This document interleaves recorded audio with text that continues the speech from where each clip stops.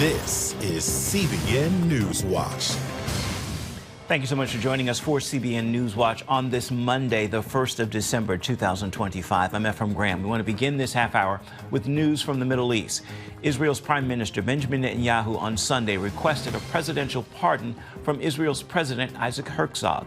As Chris Mitchell now reports from Jerusalem, the request is unprecedented and, if granted, would end one of the longest trials in Israel's history.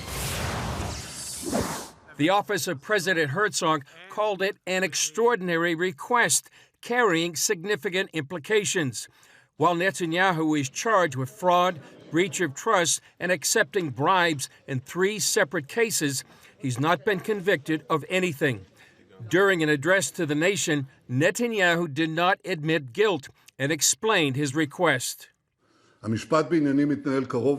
The trial has been going on for close to 6 years, and it is expected to continue for many more years, as the exonerating evidence and testimonies that completely dismantle the false claims against me are revealed in court. My personal interest has been and remains to continue the process to its conclusion and to a full acquittal on all charges. Recently, the judges in his case required Netanyahu to testify 3 times a week. He called that a tipping point, an impossible demand, and said that a pardon would help unify the country in the face of multiple threats against the Jewish state. The continuation of the trial tears us apart from within, stirs up this division, and deepens rifts. I am sure, like many others in the nations, that an immediate conclusion of the trial would greatly help to lower the flames and promote the broad reconciliation that our country so desperately needs. The request comes just weeks after U.S. President Trump urged Herzog to pardon Netanyahu when he spoke to the Knesset. I have an idea. Mr. President, why don't you give him a pardon? Opposition leader Yair Lapid called on Herzog to reject Netanyahu's appeal. You cannot grant him a pardon without an admission of guilt, an expression of remorse, and an immediate retirement from political life. Israeli media reports say President Herzog is considering a conditional plea deal for Netanyahu. But Herzog's office denied that. They say Herzog is waiting for a legal opinion on Netanyahu's request. It could be weeks before Herzog issues his response. And our CBN News Middle East Bureau Chief Chris Mitchell joins us now from Jerusalem with more. So, Chris, Israel's president calls Netanyahu's request extraordinary, and it could carry significant implications. What are some of those implications? Well, Ephraim, some of them could be, will this set a political or a legal precedent? Could it shift the balance of power in the government? And one question people can be asking, what about future prime ministers? Will they be granted a pardon, a similar pardon like this? Some implications could be, would it undermine the power of the judiciary? The political implications could mean, would this lead to new elections or perhaps a vote of confidence in the Knesset? There is concern by some. Is this undue influence by President Trump into internal affairs, internal legal affairs into Israel? And another implication, would it undermine public trust in the judiciary? And could this happen to any future prime minister? What are Israeli citizens saying about this potential pardon?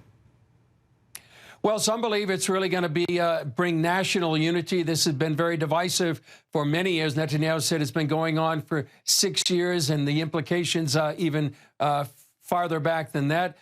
Some argue that the trial has really divided the nation, and some argue that these charges against Netanyahu are simply politically motivated and by elements of the judiciary, the media, and other elements of society, simply to get Netanyahu out of office and undermine his political standing. On the other side, some people argue this will undermine the rule of law and that it would lead to powerful political figures that could escape accountability for whatever they do. And but some parts of society here, Ephraim, are weary, and they simply would love to have this behind them, especially as some of the wars that Israel has been fighting for more than 2 years are winding down. Trial's been going on for years. How has it impacted Netanyahu's ability to carry out the duties of his office, including fighting Israel's enemies? Well, some I know are say what Netanyahu has done by having this personal trials against him and leading a seven-front war for the past 2 years has been remarkable. He has been leading Israel against this seven-front war, Hezbollah, Hamas, the Houthis, and many others. Some are concerned it might have, however, affected his decision-making while fighting that. And when the country really needed unity, this has really been a major issue. Some believe it was a cloud hanging over the Prime Minister's office, and also something that Israel's enemies have been watching closely, and you know, especially as fighting the seven-front war, as I said. And some believe the trial should have or could have been put on hold until the end of the war. But in the midst of all this, Netanyahu did direct Israel's war effort, but it certainly added political and emotional strain and affected national unity. And as I said, created a perception of division that Israel's enemies really tried to exploit. There are reports the IDF is reducing its forces in parts of Gaza. Is this an indication Hamas is now beginning to follow the ceasefire agreement again? Not really. It's probably more redeployment, not withdrawal, just avoiding keeping large numbers of IDF troops not unnecessarily exposed, a time to rest and reorganize. And it certainly doesn't mean Hamas is complying with the peace plan. They say quite openly they will not disarm, and they want to be part of a post-war Gaza. So Hamas is not obeying or complying with the peace deal right now. All right. Thank you. Chris, we appreciate you. And, of course, we'll be checking in with you in the days ahead and look forward to that. In other news, as a National Guardsman critically wounded by an Afghan refugee struggles for life, his family is asking everyone to pray. Meanwhile, President Donald Trump has stopped the asylum process for people from Afghanistan. Althea Hurd is on this story today.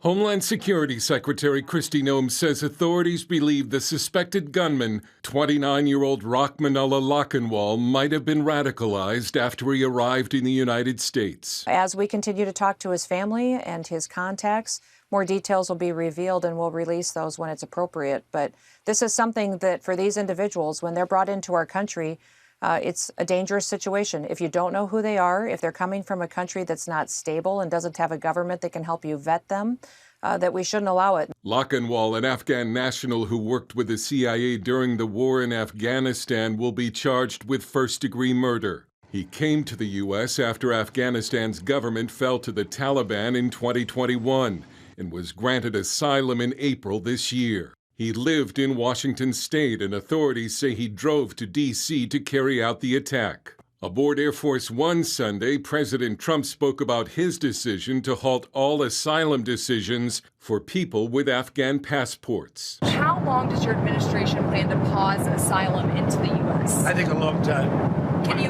give any kind of time? We don't want those people. We have enough problems. We don't want those people. It is outrageous and unfair to try to punish an entire class of people for the evil acts of one person. However, the New York Post reports that more than 5,000 Afghans brought to the U.S. after American forces withdrew from the country were flagged as potential national security threats by Homeland Security. 20-year-old National Guard Specialist Sarah Beckstrom died from her wounds in the attack. Beckstrom's father posted on Facebook, "My baby girl has passed to glory. If I don't talk to you, don't be offended. This has been a horrible tragedy." And 24-year-old Guardsman Andrew Wolf is in critical condition. His parents say their son is a fighter. West Virginia Congressman Riley Moore, who spoke to the Wolf family, is asking everyone to join in prayer for his recovery. Above all, what they want here is for everybody to continue to pray. I believe in the power of prayer, and I can promise you his parents believe in the power of prayer. Please keep praying. Dale Hurd, CBN News. The Midwest is digging out from a major winter storm over the weekend with the threat of more snow on the way. The two systems are expected to combine and move dangerous weather into the East Coast, with forecasters saying areas from Pennsylvania up to Maine could see up to a foot of snow. Over the weekend, the winter storm affected post-Thanksgiving travel, including thousands of flight cancellations and, of course, delays. Coming up, The woman tasked with saying Ukraine, the new ambassador opens up about the path to peace, her plan to secure American support, and how her country is becoming a drone superpower on the battlefield. Stay with us. You're watching CBN News Watch.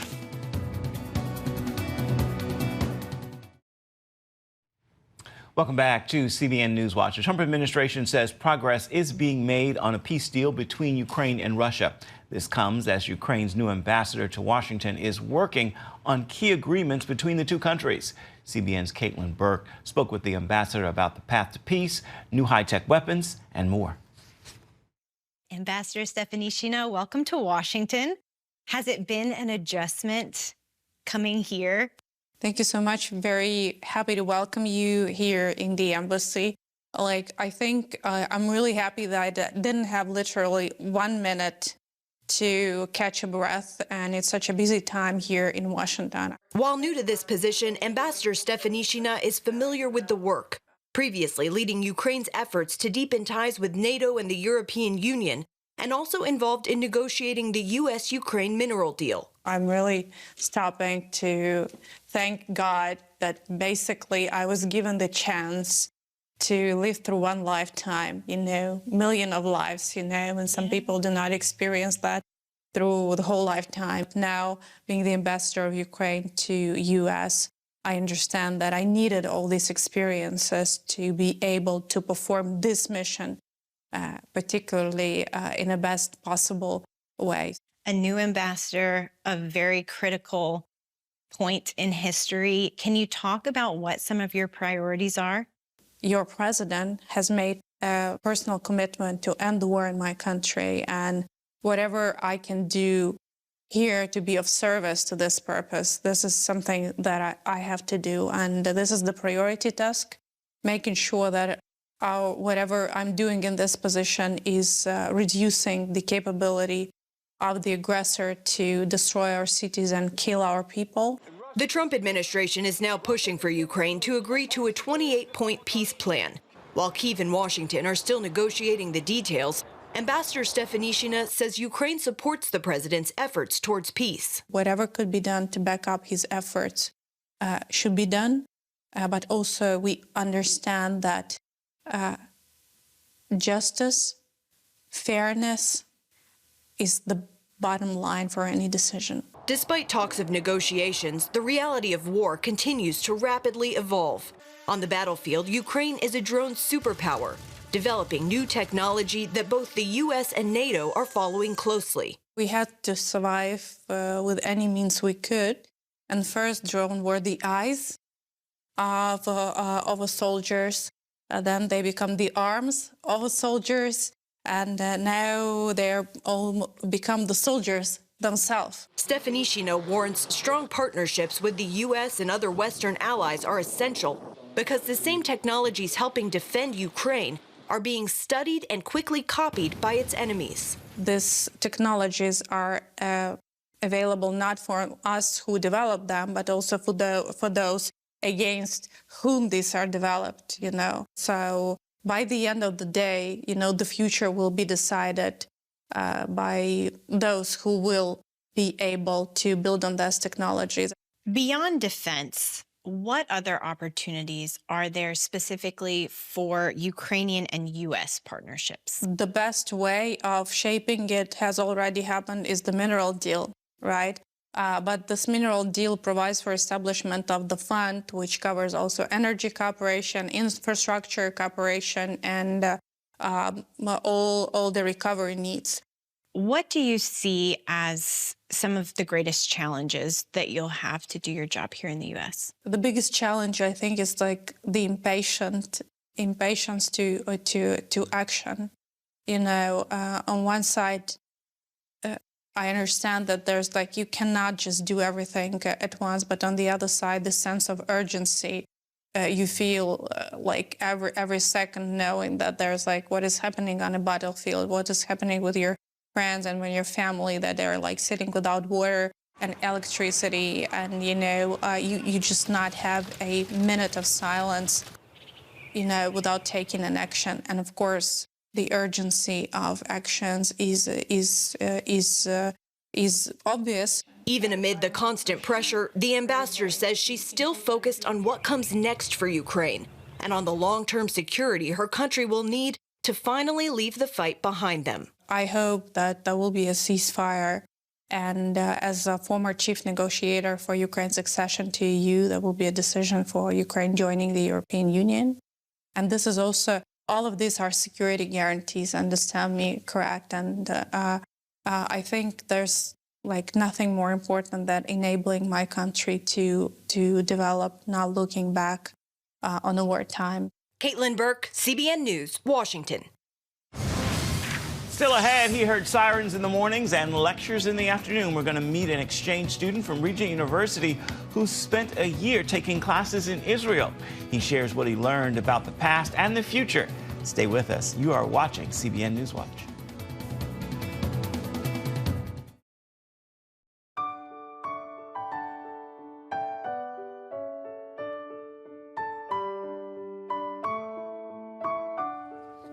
A Regent University student recently completed a year-long exchange program at Hebrew University. He spoke to CBN News about his time there during war in Israel and the Holy Land. CBN's Julie Stahl has his story. Despite the war, Christian Aaron Cox, a business and management major, made his home at Hebrew University Mount Scopus in Jerusalem as an exchange student. My mom always said about the Western Wall that it's the closest place to God, you know, and she talked about putting the note into the wall and how special it was. So ever since then, I always wanted to come to Israel.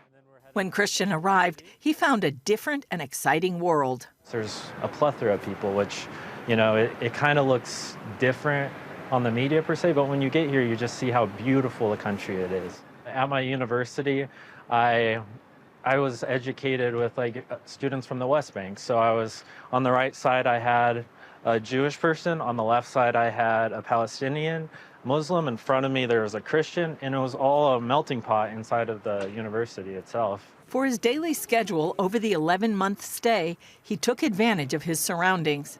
I would wake up, have my coffee, do some studying, and then after that, I would go to the Old City.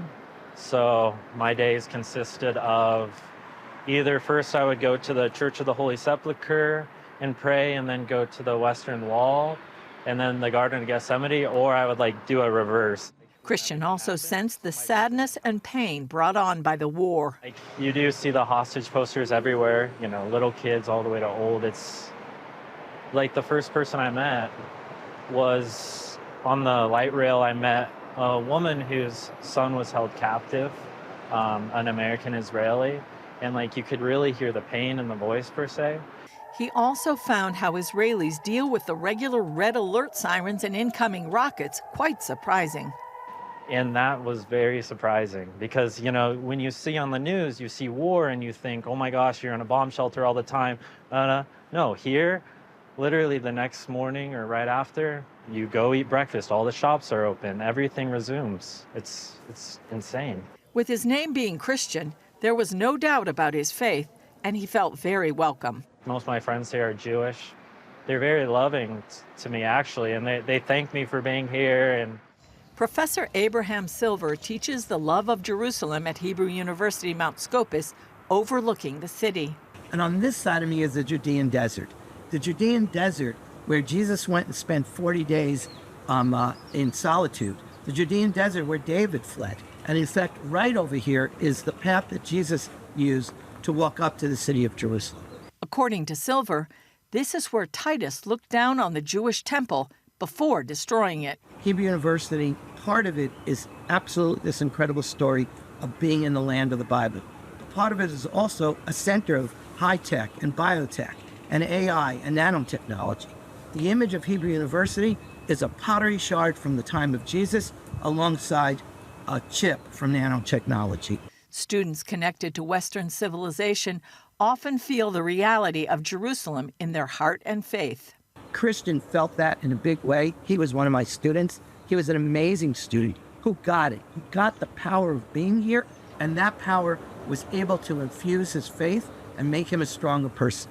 And he says Hebrew University also gains from the foreign students.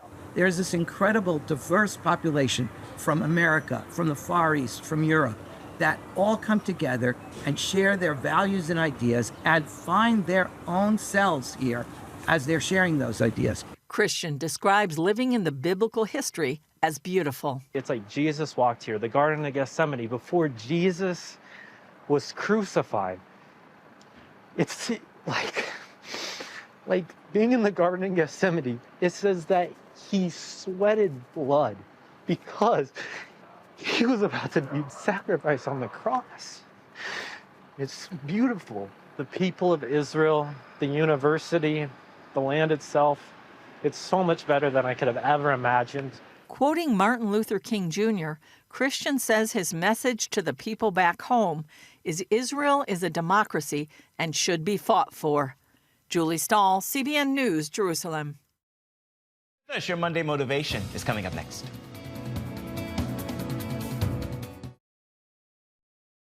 Time now for your Monday Motivation, and today I want to leave you with this thought as we begin another week together. God has a great plan for your life. You don't need to know it all, though. You simply need to take the next best step. And in taking that step, trust God to guide you today, tomorrow, and in the lifetime ahead. With that word and His promise, make this a marvelous Monday, and be sure to have yourself a wonderful week. Well, that will do it for this edition of CBN NewsWatch. You can find more of our news programs on the CBN News Channel. You can find them there at any time as well as online. The address is cbnnews.com. We'd love to know what you think about the stories you've seen here today. You can email us, newswatch@cbn.com. And of course, you can reach out and touch us on Facebook, Instagram, and X.